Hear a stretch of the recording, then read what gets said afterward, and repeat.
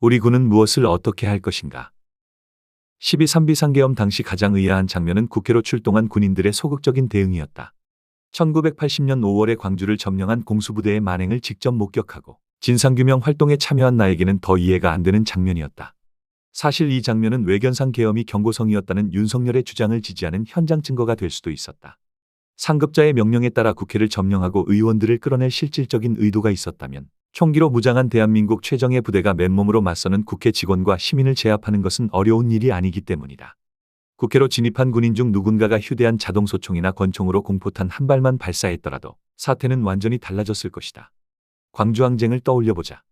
비상계엄이 전국으로 확대되었던 1980년 5월 18일 아침 9시 전남대학교 정문 앞으로 수백 명의 학생들이 몰려왔지만 당시 정문을 지키던 제7공수여단 33대대 병력은 고작 30명이었다. 이 30명의 병력이 학교 안으로 들어가려는 수백 명의 대학생을 어렵지 않게 제압했다. 그들은 M16 소총, 진압봉, 대검, 최루탄 발사기 등의 화기를 휴대하였으며 폭동진압과 대테러 훈련으로 단련된 엘리트 병력이었기 때문이다. 5월 20일 밤과 21일 오전 광주역, 전남대학교, 도심 등으로 진출한 군인들은 발포를 해서라도 시위 확산을 막으라는 상부의 명령을 어김없이 이행했다. 광주항쟁 당시의 계엄군의 총격으로 사망한 민간인은 135명에 달하고 총격에 의한 부상자는 320명이 넘었다. 다수의 사망자가 시위와 무관한 상태에서 희생되었으며 이 중에는 14살 이하 미성년자 9명, 12명의 여성이 포함되어 있다. 최소 80명이 넘는 부상자가 그 후 10년 안에 부상 후유증으로 사망했다. 44년이 지난 2024년의 민주국가에서는 이런 참극이 벌어지지 않으리라고 장담할 수 있을까? 이제까지 나온 여러 증언과 자료보도 등을 종합하면 아니라고 단정하기가 쉽지 않다.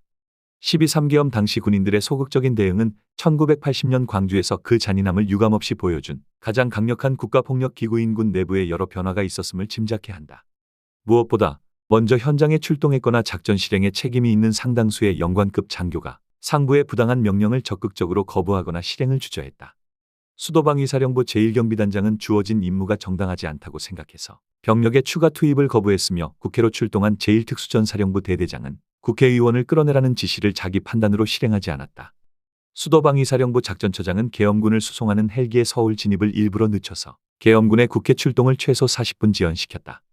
이 의도적 항명은 시민들이 국회로 결집하고 국회가 자경 준비를 갖출 수 있는 시간적 여유를 제공하여 국회가 계엄 해제 의결을 할 수 있도록 크게 기여했다.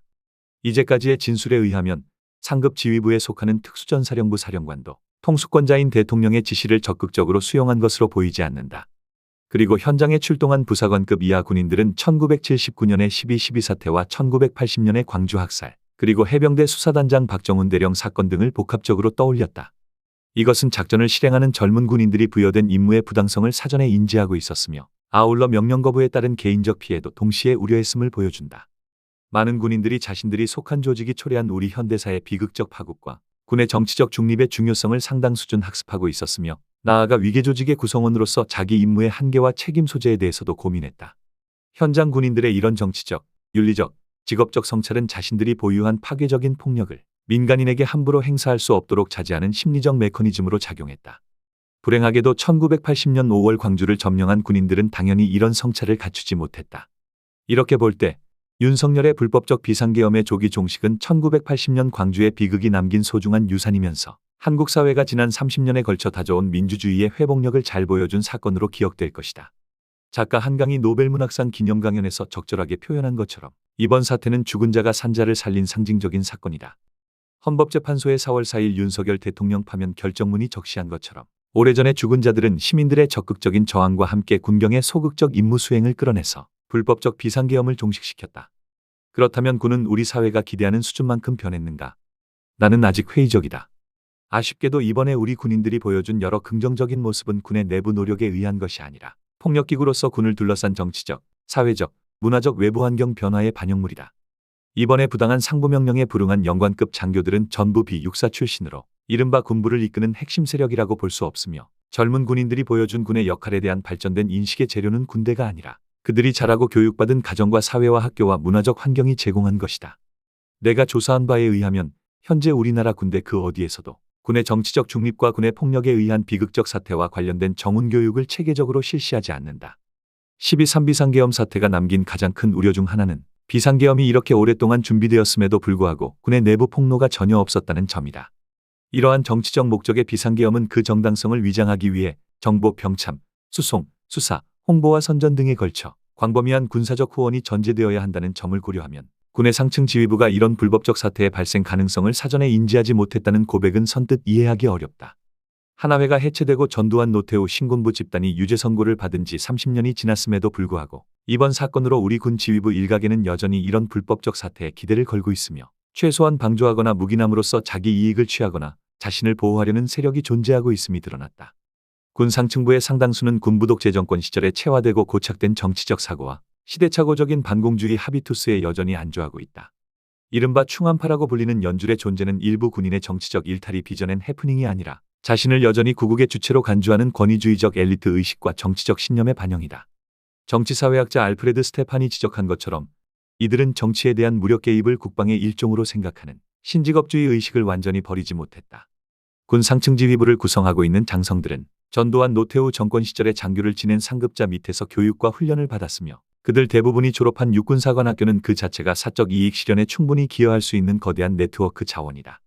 방첩사령부 사령관 여인영은 부임하자마자 이미 철거된 전두환과 노태우의 초상을 다시 내걸면서 그 후의 힘을 공공연하게 자랑했지만 그 상급 지휘관인 육군참모총장과 합참의장은 이런 행위를 지적하거나 제재하지 않았다.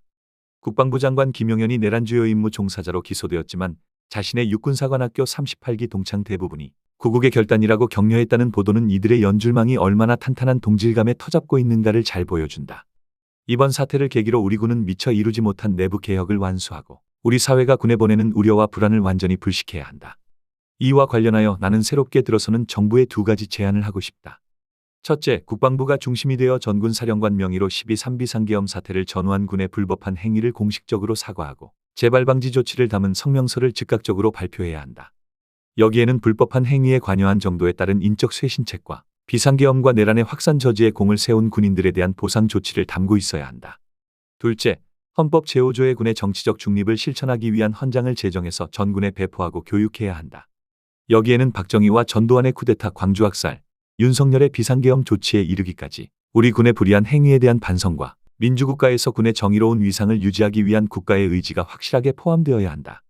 군은 가공할 폭력을 지닌 국가기구이다. 수십 년에 걸쳐 이룩한 민주주의와 사회발전이 군의 무력 개입으로 하루아침이 붕괴된 수많은 사례를 역사는 잘 보여주고 있다. 기구와 제도의 통제는 결국 그것을 운영하는 사람의 통제이다. 자신의 과오에 대한 철저한 성찰과 인적 청산만이 우리 군이 내란 세력의 오명을 벗고 민주주의 발전에 기여할 수 있는 유일한 길이다. 이 과제를 달성해야 우리 시민사회는 군을 온전히 신뢰하고 지지하게 될 것이다. 더 칼럼니스트